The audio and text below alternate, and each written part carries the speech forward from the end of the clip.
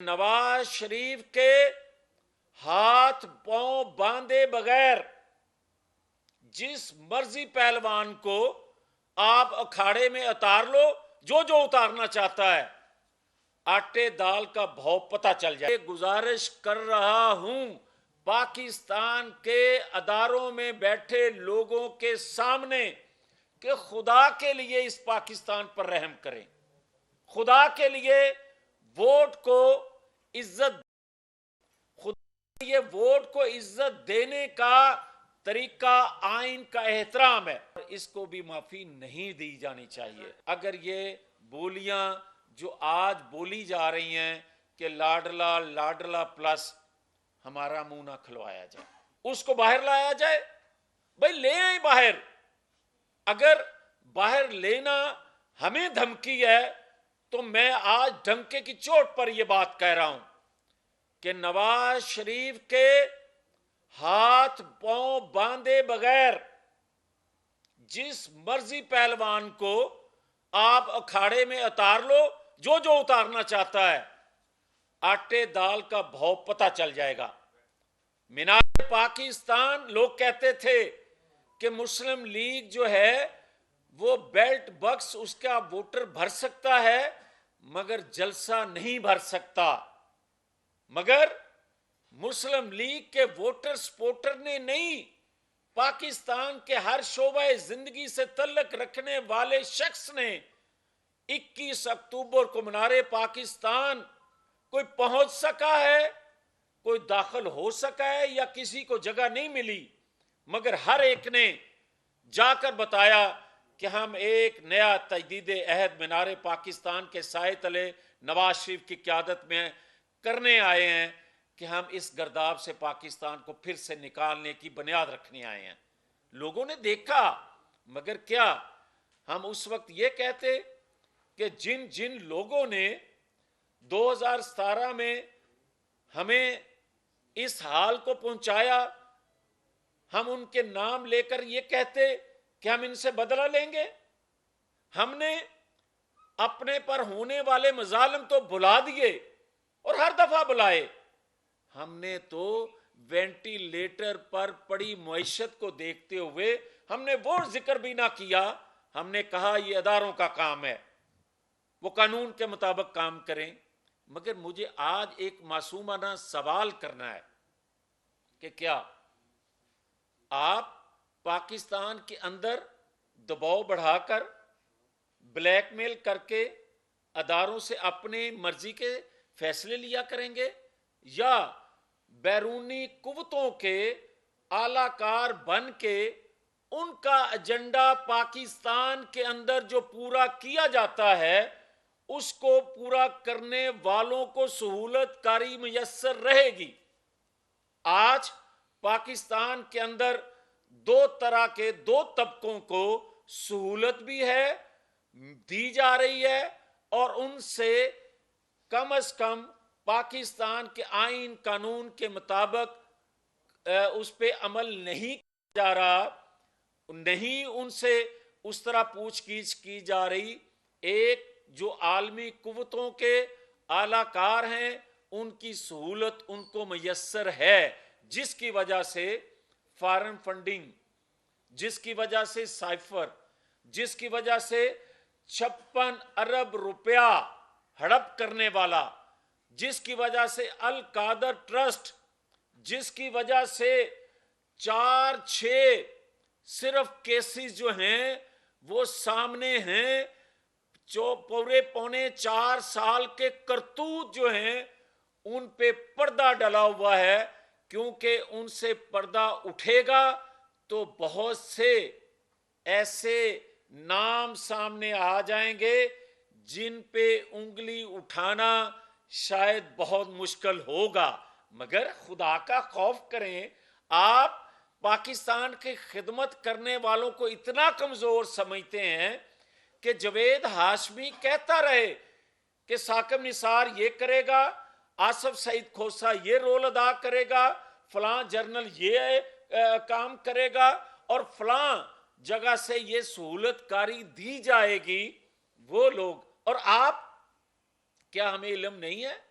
کہ کون عمران خان کی انگلی پکڑ کر امریکی صدر سے ملانے گیا تھا اور اس خوشی کے موقع پہ کہ وہ ملا دیا گیا اس کو مقبوضہ کشمیر دے کے آ گیا تھا؟ کیا کبھی کسی نے ذکر کیا اس کا؟ مگر کیوں نہیں کیا؟ اس لیے کہ ایسا چند تجزیہ نگاروں، چند دانشوروں کے پاس فن ہے کہ وہ جھوٹ کو سچ اور سچ کو جھوٹ کرنا ان کی فنکاری ہے۔ مگر میں یہ کہوں گا کہ پاکستان کو چلنے دو، اور پاکستان کو چلنے دینے کے لیے ضروری ہے کہ اگر آپ یہ سمجھتے ہو مسلم لیگ کے اندر بھی اور دیگر جماعتوں کے اندر بھی جس کی کریڈیبلٹی ہو، جس پر اعتماد کرتا ہو چاروں اکائیاں، جس کا ماضی گواہ ہو، وہ نام صرف اور صرف آج نواز شریف ہے۔ پاکستان کی چاروں اکائیوں کو اکٹھا رکھنا، پاکستان کے خاص طور پر بلوچستان، خیبر پختونخوا اور اندرون سندھ کے اندر آج بھی جس پر اعتماد کیا جا سکتا ہے اس کا نام نواز شریف ہے۔ اور اداروں اور قوم کے اندر جو ایک خلیج پیدا ہو گئی ہے، جو فاصلے بڑھ گئے ہیں، جو قوم کو تقسیم کر دیا گیا ہے، اس کا بھی مرہم، اس کو بھی اس فاصلے کو کم کرنے، دور کرنے کی صلاحیت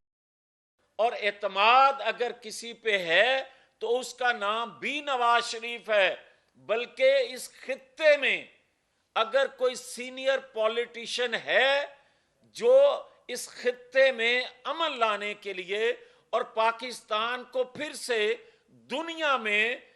ایک با اعتماد ریاست کے طور پر متعارف کرانے میں اگر کوئی رول ادا کر سکتا ہے تو اس کا نام نواز شریف ہے۔ اگر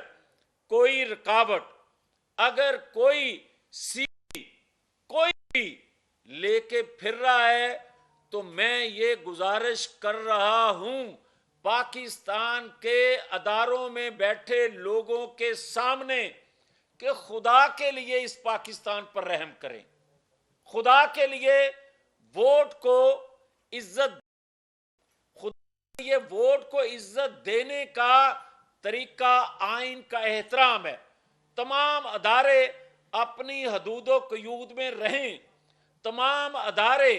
کسی کے ساتھ ناانصافی نہ کریں، تمام ادارے چاہیے تمام اداروں کو جتنی جلد ممکن ہو سکے الیکشن کروائے جائیں، منصفانہ الیکشن کروائے جائیں، جتنی جلد ہو سکے مقبول قیادت کو لایا جائے جس کو عوام لانا چاہتے ہیں۔ کبھی قبولیت پہ سودے بازی نہ کی جائے۔ خدا کے لیے بار بار یہ کہہ رہا ہوں، اور یہ وقت گزر رہا ہے، جیسے جیسے وقت گزر رہا ہے پاکستان کے لیے مشکلات بڑھ رہی ہیں۔ آج اگر کسی دباؤ میں لا کر کسی کو اگر انصاف نہیں ہونے دیا جائے گا، اور اگر کوئی یہ سمجھے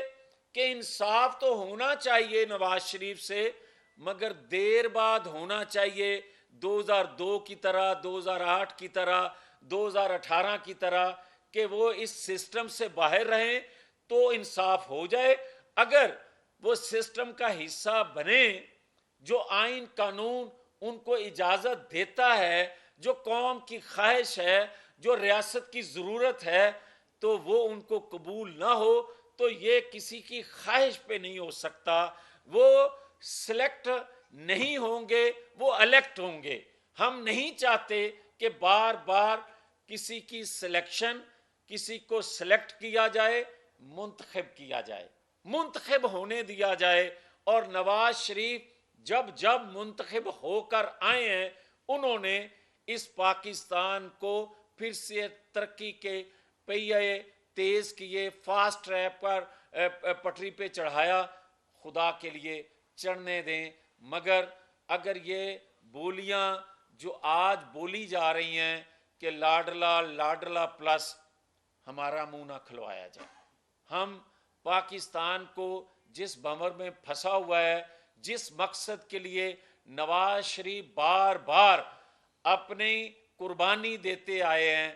انہیں اسی قربانی کے جذبے سے پاکستان کو پھر سے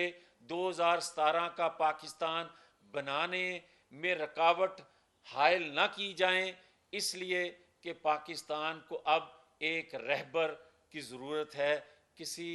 سلیکٹ کیے ہوئے بندے کی ضرورت نہیں ہے. بہت شکریہ. جاوید لطیف صاحب یہ بتائیے کہ آپ نے جس طرح پرویز الہی کے بارے میں بات کی ہے کہ وہ ڈاکو ہے اور ان کو ڈاکو کہا جاتا رہا، اور آج وہ پی ٹی آئی کے صدر بھی ہے، تو سر یہ چیزیں بھی ریکارڈ پہ، لیکن یہ بھی ریکارڈ کے اوپر ہے کہ سر شہباز شریف کی زرداری کو کہا کرتے تھے کہ میں سڑکوں کے اوپر گھسیٹوں گا اور یہ کروں گا وہ کروں گا، تو سر پھر یہ کیا ماجرا ہے؟ دیکھیں، جہاں تک تعلق ہے پنجاب کا ڈاکو کہنے والا، تو کیا اس نے ثابت نہیں کیا؟ کیا جو 4 ماہ کے اندر پنجاب کے وسائل، پنجاب کا خزانہ اس کے صاحبزادے لوٹ کر لے گئے ہیں، اور آج مختلف جگہوں پہ وہ جو خرچ ہو رہا ہے، کیا اس کا ادراک ہمیں ہوا نہیں ابھی تک؟ اور اگر نہیں ہوا تو کم از کم پاکستانی قوم کو ضرور ہو گیا ہے. جاوید لطیف صاحب، تحریک انصاف کو الیکشن سے باہر رکھ کر کون سے بھائی میرے، کسی بھی سیاسی جماعت کو آپ اس سسٹم سے باہر رکھیں گے تو انصاف نہیں ہے، مگر آپ دہشت گرد کو اور سیاست دان کو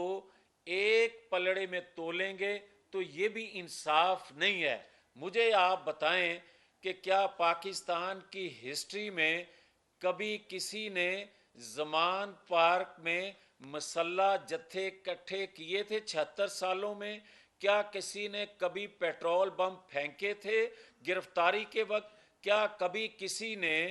9-10 مئی کا واقعہ 76 سالوں میں دہرایا تھا؟ اور کیا کبھی کسی کے لیے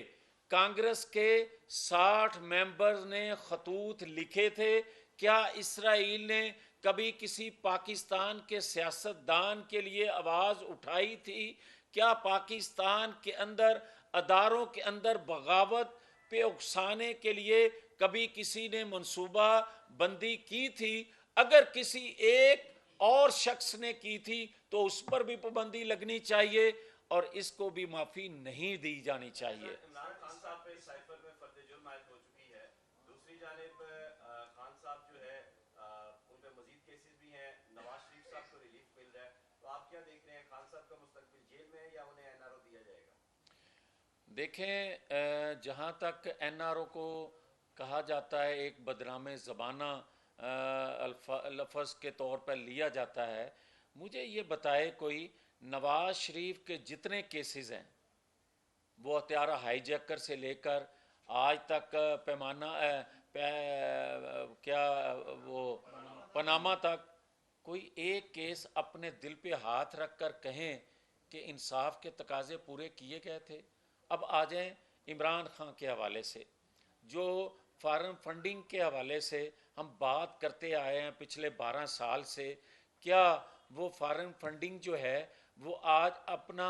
اثر دکھا نہیں رہی؟ 9-10 مئی کو اس نے اپنا رنگ دکھایا نہیں ہے، اور اگر اس کے باوجود بھی اس کو چھوڑ دیا جائے یا چھوڑ دیا جانا چاہیے تو پھر پاکستان کے آئینی اداروں کو بند کر دینا چاہیے.